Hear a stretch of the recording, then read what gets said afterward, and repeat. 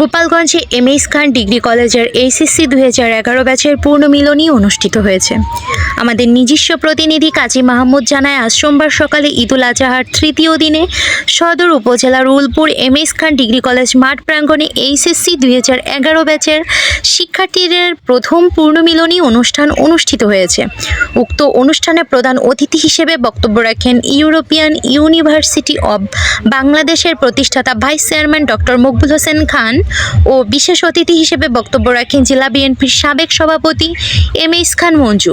এ সময় অন্যের মধ্যে গোপালগঞ্জ পৌর বিএনপির সাবেক সভাপতি গিয়াসউদ্দিন ঝন্টু খান, এমএস খান ডিগ্রি কলেজের ভারপ্রাপ্ত অধ্যক্ষ জাহিদ হোসেন, সহকারী অধ্যাপক ফরিদ আহমেদ, পলাশ চন্দ্র বালা সহ 2011 ব্যাচের সকল ছাত্রছাত্রীরা উপস্থিতি ছিলেন। পরে প্রধান অতিথি কেক কেটে ছাত্রছাত্রীদের হাতে ক্রেস্ট তুলে দেন।